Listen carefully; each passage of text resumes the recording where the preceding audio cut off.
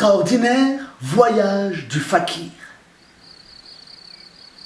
Ouais, bon, dit comme ça, c'est pas vendeur du tout, ok.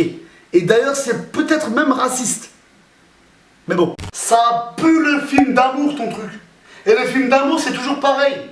Si t'accroches pas, bah tu te fais chier. Mais qui sommes-nous pour juger un film comme ça, hein, sur un nom, ou sur une affiche, ou sur quoi que ce soit, hein? Nous sommes de simples mortels, n'est-ce pas? En fait, c'est clairement le genre de film qui te rappelle pourquoi on aime le cinéma. Pourquoi on aime le cinéma, tu dis? Eh ben, c'est très simple. Parce que le cinéma nous transmet des émotions. Oui, des émotions.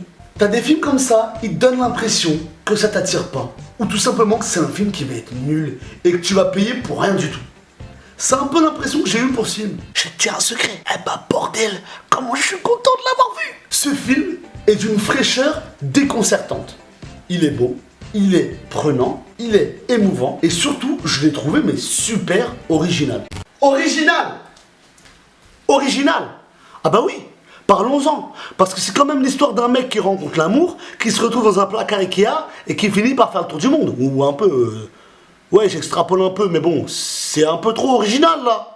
Et pourtant, j'ai toujours du mal avec ce genre de film typé Bollywood. Je sais pas, j'ai l'impression que tous les films Bollywood tombent rapidement dans le cliché, la danse, voilà, on connaît. Hein. Mais l'alchimie franco-indienne est tellement réussie que c'en est plaisant. C'est une réalisation qui fait plaisir à voir, réellement. Moi la vérité, hein, j'irai jamais voir un film avec un acteur principal qui s'appelle Dhanush. Eh bien, parlons-en du casting. C'est l'un des castings les plus diversifiés que j'ai vu de ma vie. Dhanush, indien. Bérénice Bejo, française argentine. Je sais pas si ça se dit argentine, mais c'est pas grave. Erin Moriarty, américaine. Berkad Adib, somalien. Stefano Cassetti, italien. Et je pourrais continuer longtemps. Hein. Je peux vraiment continuer longtemps. C'est exceptionnel. C'est génial. C'est super. Voilà, ça y est. Abattons les masques. Hein. Vive la diversité. Génial. 20 sur 20. Voilà, t'as compris. Mais vous savez ce qui m'a plu dans ce film? C'est que ce film véhicule un message. Il partage quelque chose de beau, de profond. Il a un but. Et ça, c'est bien. Ça te fait relativiser, tu vois. Vraiment, quoi. C'est ce qu'on appelle un film feel good. Un film qui nous fait du bien. On est content de l'avoir vu. Et quand on sort de la salle, on est heureux. On est content.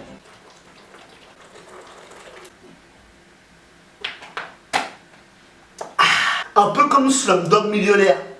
Tu vois le film Slumdog Millionnaire? Pareil. Le personnage est ultra attachant. Oui, c'est vrai, ça manque de réalisme. Mais ça fait rêver. C'est une histoire pleine de tendresse, de fantaisie, d'humour et de bienveillance. Et si vous cherchez un film à voir avec votre copine ou votre famille, je vous invite à aller le voir. C'est un très bon film, vous passerez un très bon moment. Et ça, je vous le dis. N'hésite pas à donner ton avis dans les commentaires si tu as apprécié le film ou si tu as au contraire détesté ce film et que tu trouves que c'est un Slumdog Millionnaire version pauvre. C'est possible, hein. Peut-être que tu as détesté. N'hésite pas à donner ton avis, je serais ravi de t'y répondre, mon ami. Excellent. Si la vidéo t'a plu, je t'invite à me rejoindre sur les réseaux sociaux, à t'abonner et à me retrouver pour une prochaine critique. C'est cool ça aussi. T'inquiète. Sur ce, c'était Superman pour vous servir et à bientôt pour une prochaine critique. Salut.